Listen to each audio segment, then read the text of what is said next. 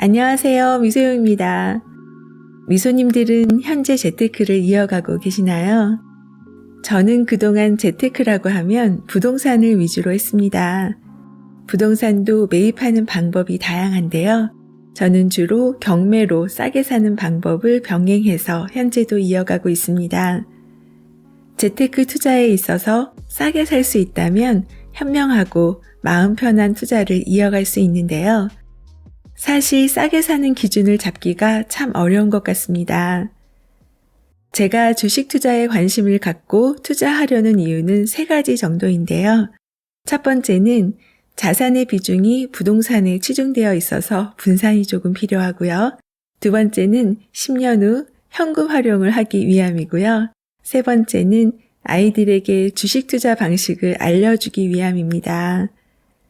그렇게 목적을 갖고 초보자가 쉽게 따라할 수 있는 주식투자법에 관한 책을 읽어오고 있는데요. 오늘 소개할 책은 우성님이 알려주는 실패하지 않는 주식투자법, 초보자를 위한 투자의 정석입니다. 우성님은 금융업에 종사했을 때 머니투데이와 이코노미스트 등의 칼럼을 쓰며 다수의 팬을 확보했는데요. 자신의 경험을 바탕으로 한 저서 부의 인문학, 부의 본능 등이 장기간 베스트셀러에 오르면서 큰 반향을 불러일으켰는데요. 저 또한 이 2권의 책을 통해 우성님을 알게 되었습니다. 재테크 초창기, 그는 결혼 비용까지 아껴서 마련한 500만 원을 50억 원으로 만들었다가 고스란히 날리고 분당 아파트를 상투에 사서 큰 손해를 보기도 했다고 합니다. 하지만 거듭된 실패를 통해 단련된 그는 우량 주식과 부동산의 투자에 재기에 성공했고 인생을 즐길 만큼 충분한 부를 이룬 뒤 40대 초반에 은퇴했습니다. 대학 시절부터 자유를 꿈꿔오던 그는 돈이 만들어주는 자유의 가치를 만끽하며 가족과 단란한 시간을 보내고 있다고 합니다. 어쩌면 모든 사람이 꿈꾸는 경제적 자유가 아닐까 생각합니다. 책의 차례를 보면 제1장 주식 정보로 기업 가치를 분석하는 법, 제2장 투자 종목을 찾는 법, 제3장 시장의 흐름을 알아보는 법, 제4장 초보자가 주식시장에서 살아남는 법, 제5장 주식 투자에 성공하려면 본능을 극복하라, 제6장 당신은 투자자인가 매매자인가? 이 중에서 제4장 초보자가 주식시장에서 살아남는 법에서 일부를 낭독해 드릴게요. 주식 투자 시 도움되시기 바랍니다.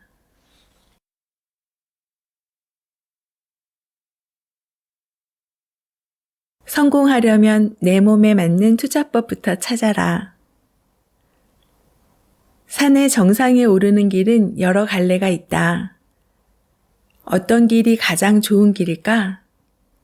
자신에게 맞는 길이다. 자신에게 맞는 등산로를 찾는다는 것이 등산의 시작이자 끝이다. 투자도 비슷하다. 내가 오랜 세월을 허비하고 많은 시행착오를 거친 끝에 깨달은 것은 자신만의 투자법을 찾아야 한다는 것이다. 물론 대가들의 투자법을 공부해서 이를 자신의 것으로 만드는 것도 중요하고 도움이 된다. 그러나 사람들은 각양각색이기 때문에 대가의 투자법이라고 해서 자신에게 맞을 것이라는 보장은 없다. 대가의 방법은 대가에게 맞는 것이다. 전설적인 투자의 귀재 워런 버핏의 투자법은 워런 버핏에게 딱 맞는 투자법인 것이다. 다른 사람들이 어떤 투자법으로 성공했다고 해도 그 방법이 자신에게 맞지 않는다면 아무 소용이 없다. 그래서 주식 투자에 성공하려면 자신에게 맞는 투자법을 스스로 찾아야 한다. 주식은 너 자신을 아는 데서 시작한다.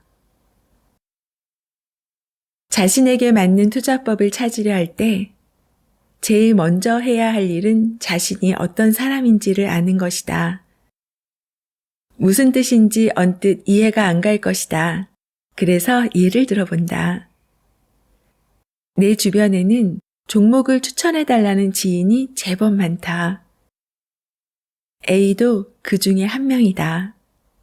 A는 내가 우석이란 걸 모르고 그냥 주식 좀 아는 사람 정도로만 알고 있다. 나는 A에게 내가 가장 관심을 갖고 있는 종목을 알려주었다. 이제는 시간이 좀 지났고 주가도 올랐으니 A가 좋아할 것이라 상상하며 얘기를 꺼낸다. 그런데 웬걸? A는 사자마자 조금 떨어지기에 팔아버렸고 지금은 많이 올라서 너무 아쉽다고 했다. 그러다가 그 종목이 2배 가까이 오르며 시장에서 뜨거운 관심을 받자 다시 샀다며 뒤늦게 연락 왔다. A는 매수 후 2개월 정도 계속 주가가 하락하자 또 걱정된다며 내게 그 종목을 계속 보유하고 있는지 자신은 어떻게 해야 하는지 물었다. 정말 답답할 노릇이다. 그런데 A와 같은 사람이 정말 많다. 그들은 주식을 사면 당장 다음 주에 주가가 올라야 한다고 믿는 것 같다. 조금만 하락해도 겁에 질려서 팔아버린다. 기업의 가치가 변하려면 기업의 실적이 발표되는 최소한 한 분기, 즉 3개월은 지켜봐야 하는 것 아닌가? 그렇지만 그들은 그렇게 하지 않는다. 그럼에도 불구하고 A는 워런 버핏의 투자법을 이야기하며 자신도 투자자라고 믿는 것 같다. 내가 볼 때 그는 투자자가 아니라 단기 매매자, 트레이더이다. 시장에는 단기 매매자가 많다. 그것이 인간의 본능이지 않을까 싶다. 대다수 사람들이 타고난 단기 매매자이다. 그래서 본능에 따라 단기 매매에 성공하려면 단기 매매에 맞는 종목을 선정하고 그에 맞는 단기 매매법을 배워야 한다. 또 다른 예는 B의 이야기다. B는 겁이 많다. 물론 B뿐만 아니라 시장에는 소심하고 겁 많은 투자자가 정말 많다. B에게서 전화가 걸려오면 나는 시장이 바닥에 가까워졌다고 생각한다. 그는 주가가 내려가서 바닥 근처에 오면 불안감을 이기지 못해서 어떻게 해야 할지 내게 묻기 때문이다. 내 관찰 경험에 따르면 겁을 먹는 것도 어느 정도 타고나는 듯하다. 겁 많은 사람에게 주가가 급락하고 위험해 보일 때 투자해야 한다고 아무리 조언을 해도 그렇게 하지 못한다. 마치 번지점프를 권한다고 모두가 할 수 있는 게 아닌 것과 같다. 반면에 나는 겁이 없는 편이다. 공포감이 몰려올 때도 상대적으로 조금 더 잘 투자하는 편이다. 그리고 하락의 공포도 더 잘 견디는 편이다. 나는 내가 다른 사람보다 탐욕이 많다는 것을 깨달았다. 그래서 항상 탐욕을 자제하려 애를 썼다. 나는 늘 현금을 보유하려 했고 신용투자는 하지 않으려고 노력했다. 물론 이것도 엄청나게 비싼 수업료를 내고 뒤늦게 깨달은 교훈이다. 과거에는 현금이 하나도 없이 100% 신용투자로 주식을 보유했다가 급락장을 맞아 정작 투자할 좋은 기회가 왔을 땐 투자하지 못하는 실패를 많이 경험했다. 그렇게 똑똑한 수업료를 치른 결과가 지금의 나를 만들었다. 나는 내 자신이 단기 매매 욕구에도 강하다는 것을 알게 되었다. 그래서 단기 매매와 장기 투자를 병행하고 있다. 이 방식이 내게 맞는다. 단기 매매로 내가 가진 욕구를 어느 정도 충족시켜 주어야 장기 투자에 더 잘 버틸 힘이 생기는 것이다. 결국 투자에 성공하려면 먼저 자신이 어떤 사람인지를 알아야 한다. 내가 투자 종목을 고르는 기준. 나는 종목을 선정하고 매매 타이밍을 잡을 때 차트도 활용한다. 특히 거래량과 OBV 지표를 중시한다. 시장의 흐름은 매일 아침 외신을 통해서 파악한다. 난 항상 미국 시장 동향을 주목하며 시장의 패턴이 어떻게 변화하는지를 살펴본다. 미국 시장의 흐름이 곧바로 한국 시장에도 나타나는 경향이 많기 때문이다. 난 국내 언론이 미처 다루지 못한 미국 시장의 흐름을 외신을 통해서 날마다 접하기에 국내 신문만 읽는 다른 투자자에 비해 조금은 유리하다고 믿고 있다. 그리고 나는 다수의 편보다 소수의 편에 서는 걸 더 좋아한다. 다수가 열광하며 많이 모이는 인기 영역의 투자는 가급적 피하려 한다. 그래서 거래량이 적을 때 사서 많을 때 파는 방식을 좋아한다. 또 주가가 최근 2년에서 3년 동안 낮은 수준이었는데 낮을 때 사는 걸 좋아한다. 아무리 투자가 유망해 보여도 주가가 이미 많이 올라 있으면 내 몫이 아니라고 생각해 포기하고 추격 매수를 자제한다.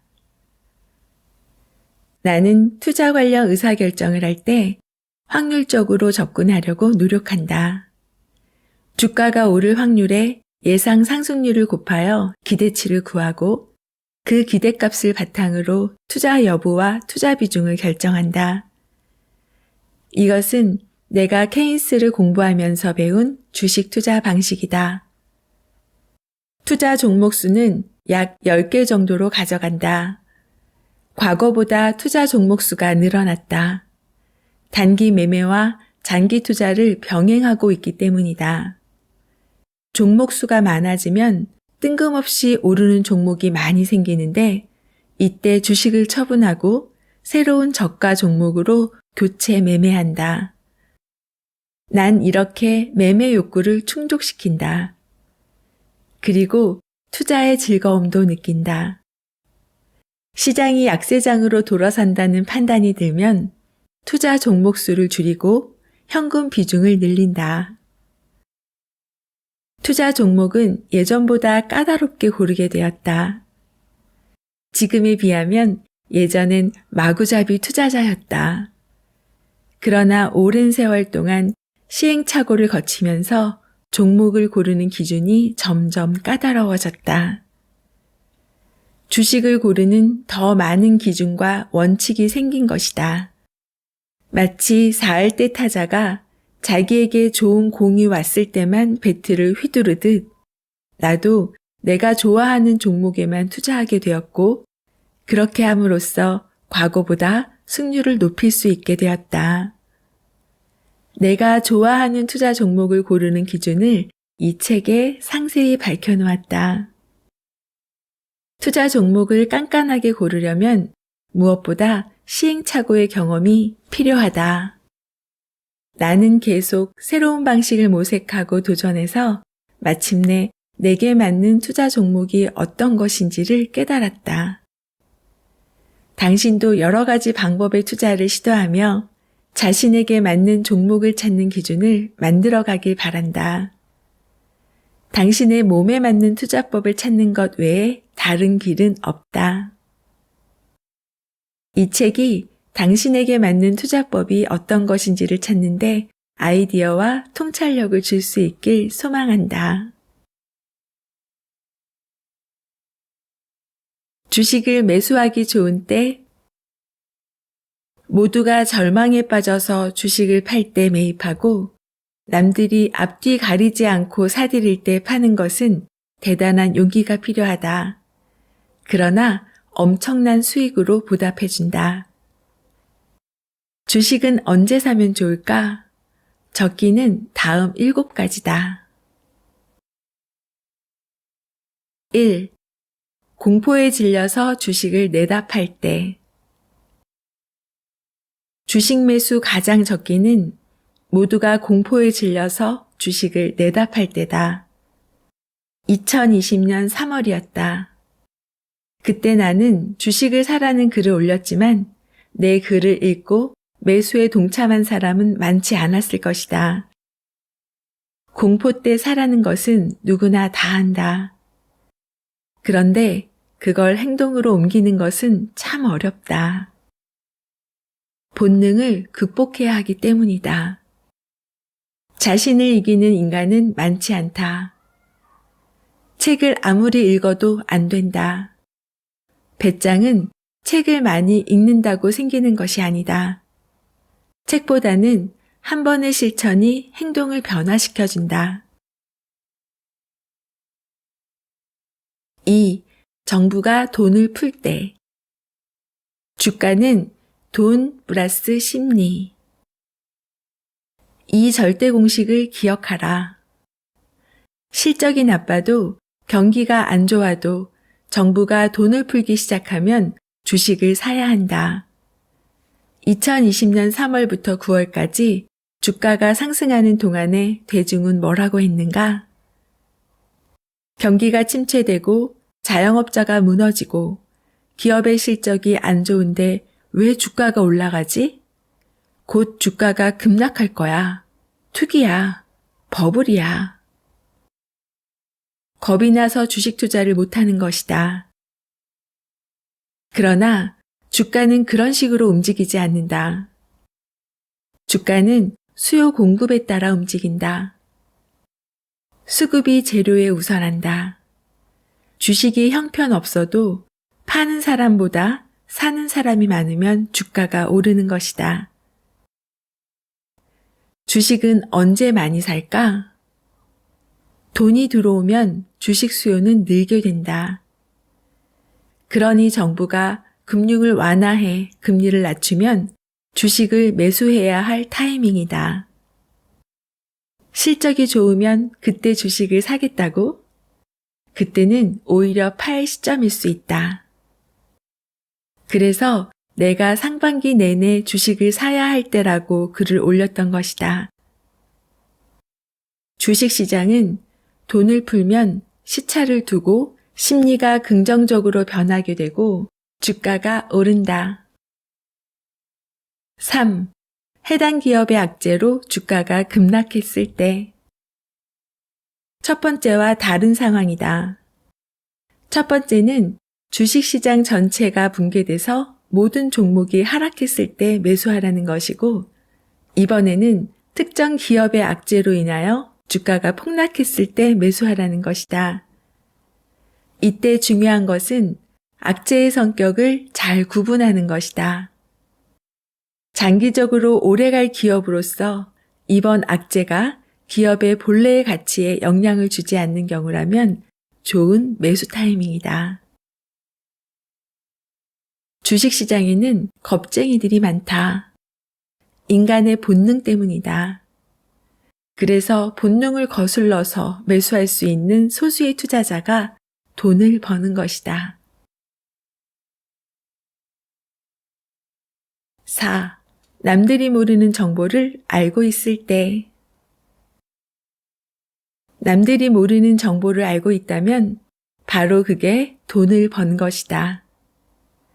남들도 다 아는 정보라면 그걸로 돈 벌기는 어렵다. 내부자의 정보를 알고 있는가? 그러면 돈 벌 수 있다. 기업의 오너들도 차명 계좌를 이용해 자기 주식을 사고 팔면서 돈을 번다. 일반인은 남들 모르는 정보를 어떻게 알 수 있을까? 답은 정해져 있다. 창의적인 생각이 필요하다는 것이다. 같은 뉴스라도 다르게 해석할 줄 알아야 한다. 그러려면 어떻게 해야 할까? 책을 많이 읽어야 한다. 워런 버핏은 독서 기계로 알려져 있다. 책을 많이 읽으면 세상을 읽고 뉴스를 해석하는 안목이 생긴다. 5. 대규모 설비 투자를 단행할 때. 생산 능력을 확충하기 위해 대규모로 설비 투자를 할 때는 이익을 내지 못할 때다. 돈만 들어가고 또 생산량을 늘려도 그것이 잘 팔린다는 보장도 없다.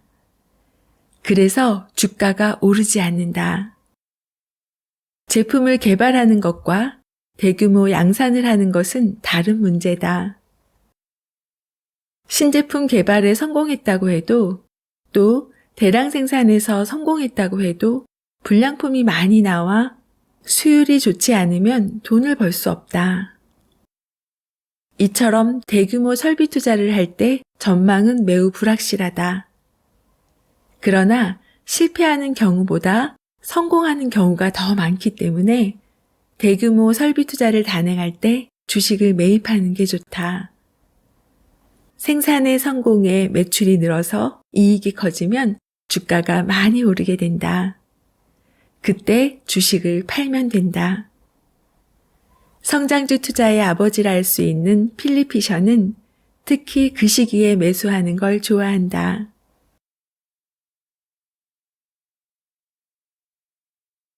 6. 산업 사이클 흐름을 탈 때. 지금 4차 산업혁명이 진행 중이다. 4차 산업혁명은 정보 고속도로를 까는 것이 중추 역할인데 5G 통신이 바로 그것이다. 5G 통신 혁명은 메가 트렌드다. 이 메가 트렌드의 초입에 올라타는 게 좋다. 난 5G 통신 장비주를 초기에 매수하여 많은 수익을 낼 수 있었다. PER, PBR, ROE 같은 수치에 너무 매달리지 말고 향후 성장성과 산업 사이클을 보고 투자해야 한다. 실적으로 확인되었을 때는 이미 팔고 나와야 할 시점이다. 7. 기술적 분석으로 상승 종목을 포착했을 때. 주식 투자의 고수들은 기술적으로 상승 종목을 찾아내는 저마다의 비법을 가지고 있다. 나는 주가가 바닥권에 있으면서 거래량이 급증하고 강한 움직임이 있는 종목을 포착해 매입한다. 그 회사에 관련된 정보와 내용은 모르지만 어떤 변화를 감지하고서 따라 매수하는 방법이다. 이것은 주식 투자로 큰 돈을 번 무용수 니콜라스 다비스 스타일이다. 그는 1만 달러를 투자해 250만 달러를 벌어들였다. 그는 세계 각지를 돌며 공연하느라 주식창을 들여다볼 수 없는 상황이었는데 주식 투자로 큰 돈을 벌었다. 그는 종목 발굴하는 방법에 대해 이렇게 말한다. 야성미 넘치는 미녀가 테이블에 올라가서 아무리 격렬한 춤을 보여도 아무도 놀라지 않을 것이다. 왜냐하면 그녀는 충분히 그럴 행동을 할 만하다고 생각하기 때문이다. 그러나 정숙한 귀부인이 갑자기 테이블 위에 올라가서 격렬하게 춤을 춘다면 좀 이상하네? 어떻게 된 거 아니야? 이렇게 생각할 것이다. 주식도 마찬가지다. 평소에 별로 움직이지도 않고 조용하던 주식이 갑자기 거래가 활발해지고 주가가 상승한다면 나는 그 종목을 매수한다. 평소와 달리 활발하게 움직이는 이면에는 그 주식에 대한 좋은 정보를 가진 사람들이 반드시 매수할 것으로 확신하기 때문이다. 그러면 어떻게 종목을 잡아낼 수 있을까? 그걸 잡아내는 데는 막노동식 노력과 약간의 상상력이 필요하다. 삼성증권의 HTS를 가지고 설명해보자. 매일 상승률 100인의 종목을 검색한다. 그런 다음 전일 대비 거래량이 급증한 종목 순으로 배열한다. 그 중에서 오를 종목을 골라낸다. 하나하나 들여다보는 것이다.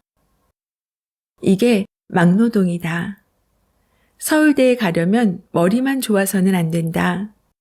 머리 좋은 사람은 차고 넘치기 때문이다. 좋은 머리에 노력을 해야 들어갈 수 있는 대학이 서울대다. 주식도 마찬가지다. 머리만 좋아서 될 게 아니고 근면성도 필요하다.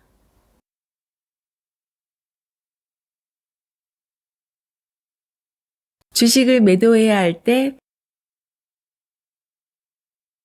한 번은 유명 펀드 매니저와 점심을 먹을 기회가 있었다. 나는 그에게 주식 사는 것과 파는 것 중에 어떤 쪽이 더 어렵냐고 물었다. 그는 망설임 없이 파는 게 더 어렵다고 대답했다. 왜 그럴까? 왜 주식을 파는 게 더 어려울까? 주식을 살 때는 적정 주가보다 싸다고 판단되면 사서 기다리면 그만이다. 그런데 주가가 오르기 시작하면 고점에서 팔아야 하는데 어디가 고점인지 알 수 없기 때문이다. 고점은 지나야 그때가 고점이란 게 확인된다. 주식 매도는 예술이다. 고수들에게도 매도는 항상 어렵다.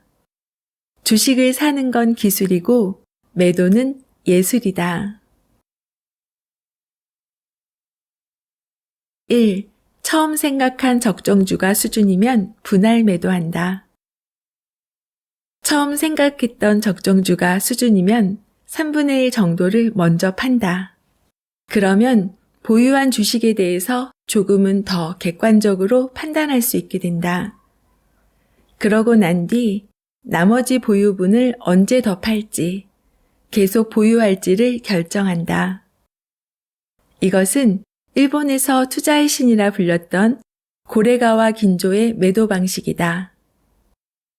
나도 시도해 봤는데 괜찮은 방법이다. 특히 알쏭달쏭 판단하기 어려울 때 3분의 1을 팔고 나면 주식에 대해서 조금은 객관적으로 바라보게 된다. 2. 고점에서 대량 거래가 이루어지고 장대 음봉 발생하면 매도한다. 고점에서 대량의 거래가 이루어지고 장대 음봉이 나타나면 매도한다. 이런 현상이 일어나는 것은 고점이 될 확률이 높기 때문이다. 그동안 주가를 끌어올렸던 주체의 보유 주식을 대량 처분할 때 나타나는 차트 모습이다. 3. 세 번째 전고점 돌파에 실패하면 매도한다. 주가가 세 번째 전고점을 돌파에 실패하면 매도한다. 이 방법도 책을 통해서 배운 것이다. 주가가 전고점 돌파를 시도하다가 세 번째도 성공하지 못하고 실패한다면 그 가격대의 매물이 쌓이면 저항이 심하다는 걸 의미한다. 이후로 가격이 내려가는 경우가 많다. 4. 기대하던 뉴스가 나오면 매도한다. 어떤 호재가 발생할 것이란 기대감으로 주가가 오른 경우에 그 기대감이 현실화되면 항상 그런 것은 아니지만 이후부터는 오히려 주가가 하락하는 경우가 많다. 예를 들어보자. BTS 상장을 호재로 여타 엔터테인먼트 주가 올랐다. 그러나 막상 BTS 상장 날이 가까워 오면 오히려 주가는 하락한다. 이는 게임주의 경우도 비슷하다. 게임 출시 전의 기대감으로 주가가 오르다가 막상 게임이 출시되면 주가는 하락하는 경우가 종종 있다. 물론 게임 출시 후 기대 이상으로 대박나는 경우에는 주가가 더 오른다. 그러니 내가 살 때 기대했던 일이 실제로 일어났을 때 주식을 매도하라는 것이다.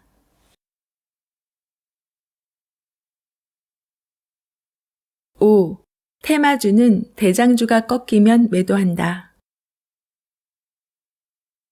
테마주는 대장주가 꺾이면 여타 테마주도 하락하는 경우가 많다.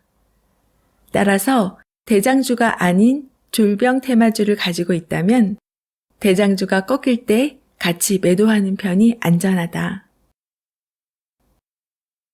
6. 전체 장에 대한 판단이 서면 매도한다. 개별 주식을 팔기 전에 전체 장에 대한 판단이 선행되어야 한다. 즉, 대세 상승 국면인지, 박스 횡보 국면인지, 아니면 대세 하락 국면인지를 먼저 판단하고 매도를 결정해야 한다. 이것이 가장 중요하다. 대세 상승 국면이라고 판단되면 적정 주가를 넘었다고 해도 섣불리 팔지 말고 보유하고 있다가 천천히 매도하는 게 좋다. 박스 국면에서는 목표 수익률을 낮추고 짧게 끊어서 매도하는 게 좋다. 대세 하락 국면에는 반등을 이용하여 매도하는 게 좋다.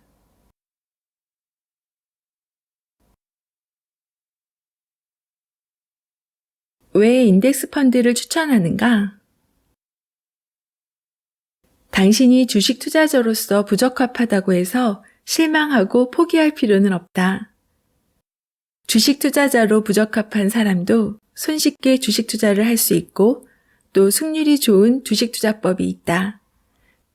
바로 인덱스 펀드다. 인덱스 펀드란 종합 주가 지수에 투자하는 것이다.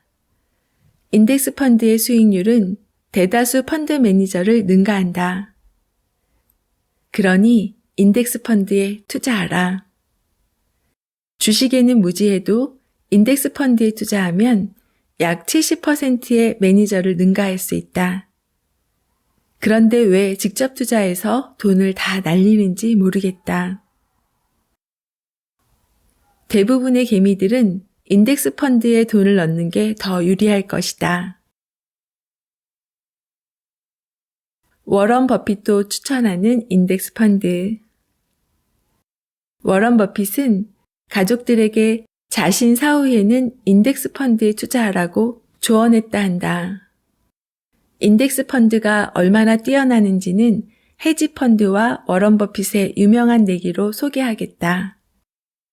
워런 버핏은 헤지 펀드 대부분이 높은 수수료를 받는 만큼 수익을 내지 못한다며 차라리 인덱스 펀드에 가입하는 게 더 좋다고 했다. 이런 워런 버핏의 말을 듣고 열받은 한 헤지 펀드 회사는 워런 버핏에게 내기를 제안했다. 인덱스 펀드와 헤지 펀드 중 어느 것이 수익률이 더 높은지 대결해서 이기는 쪽이 $1,000,000를 가져가는 내기였다.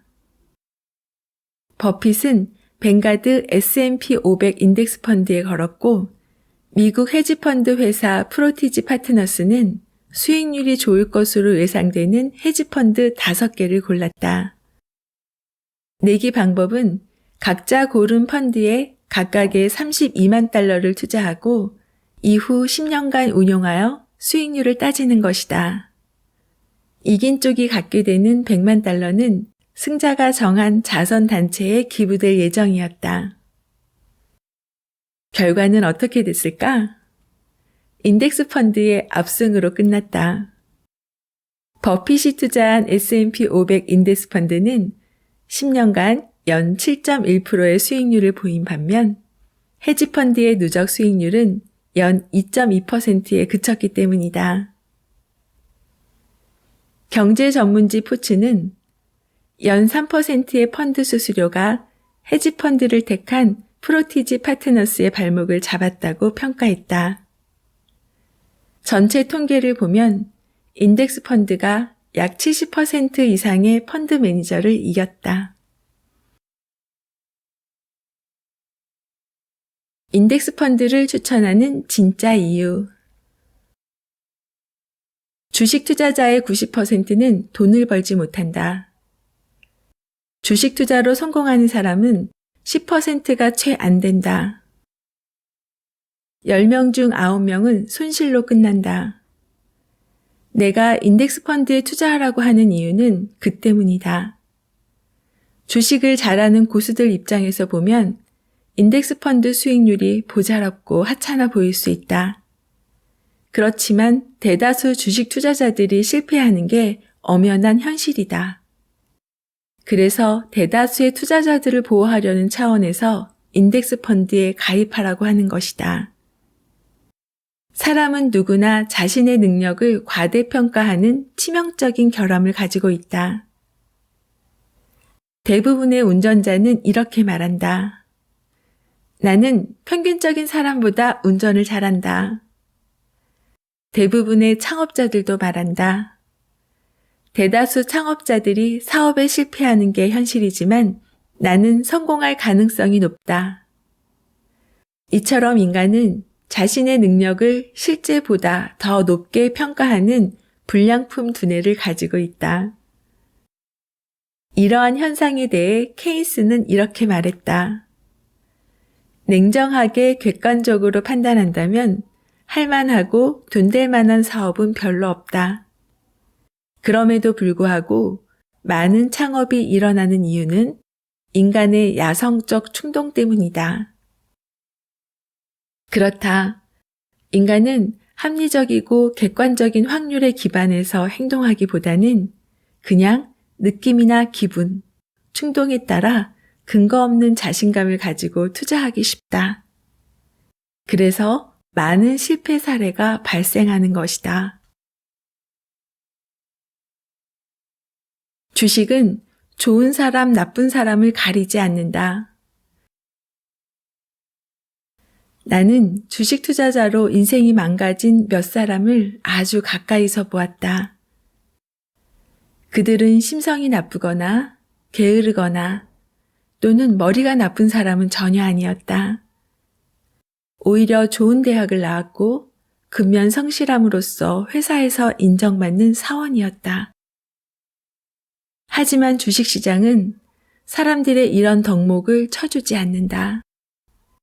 주식시장은 좋은 사람, 나쁜 사람을 가리지 않고 인생을 망가뜨릴 수 있다. 많은 투자자들이 야심을 가지고 주식시장에 뛰어든다. 그러나 성공하는 사람은 많지 않다. 최근 몇 년간 주식시장이 지루한 행보를 보이면서 많은 전업 투자자들이 돈을 잃고 시장을 떠났다. 종일 주식 투자를 하는 전업 투자자들도 퇴출되는 게 주식시장이다. 뉴스는 남의 일이 아니다. 주식 투자 실패로 일가족을 죽이고 자신도 자살하려 했던 어느 가장의 비극적인 이야기는 참담하다. 장담컨대 그도 아주 평범한 사람이었을 것이다. 주식은 이렇게 좋은 사람, 나쁜 사람을 가리지 않고 파멸시킬 수 있다. 어떤 슈퍼개미는 하루에 5시간 잔다고 한다. 주식을 공부하느라 고3 수험생처럼 사는 것이다. 누구나 주식 투자로 성공할 수 있다. 일주일 또는 한 달이면 모두 배울 수 있다. 이런 이야기는 소망일 뿐이다. 다시 기승전 인덱스 펀드다.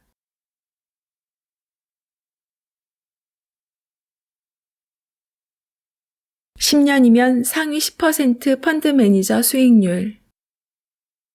또 한 가지 기억해야 할 중요한 포인트가 있다. 인덱스 펀드의 경우 최소 10년은 해야 원하는 결과를 얻을 수 있다는 것이다. 그러니 10년이나 인덱스 펀드에 투자했는데 수익이 낮다고 속상해할 필요는 없다. 직접 투자한 90%의 주식 투자자들이 인덱스 펀드보다 훨씬 더 나쁜 결과를 얻었을 테니 말이다. 10년간 인덱스 펀드에 투자하면 통계적으로 상위 10% 펀드 매니저의 수익률을 얻는다.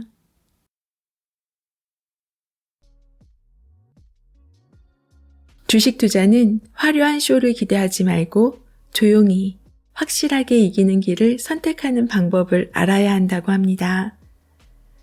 주식이든 부동산이든 싸게 사야 수익이 나는 것은 당연하지요. 싸게 사야 할 시점은 항상 걱정과 두려움이 함께 오는 시기입니다. 그 두려움을 극복하는 방법은 우선 나 자신의 성향을 분명히 알고 그에 맞는 투자 기준을 갖는 것이 중요한 것 같습니다. 저의 성향과 목적에 맞는 방법은 단기 매매보다는 장기 투자하는 것입니다. 투자를 하기 위해 평소 차트를 이용하기에는 한계가 있을 것으로 판단해서 미국과 한국의 인덱스 펀드인 ETF 상품으로 우선 선택을 했습니다. 매달 적금 형식으로 매수를 하다가 주식이 싸다고 생각하는 시점에는 금액을 늘리려고 합니다. 그렇게 매달 관심을 갖고 하다 보면 주식을 보는 노하우도 조금씩 생기겠지요. 책의 내용 중 기억하면 좋을 문장으로 마무리합니다. 마음 편한 선택보다 옳은 선택을 하라. 마음이 편한 선택을 하려 하지 말고 옳은 선택을 해야 한다. 대중이 하지 않는 것을 하려고 해야 한다. 대중은 옳은 선택보다는 마음 편한 선택을 더 좋아한다. 대중은 위험을 무릅쓰지 않으려 하고 안전하기를 원한다. 그러나 남보다 더 많은 수익을 원하면 남과 달라야 한다. 작가와의 만남, 그리고 다양한 이야기를 전하는 미소영입니다. 좋아요, 구독은 사랑입니다. 오늘도 행복하세요.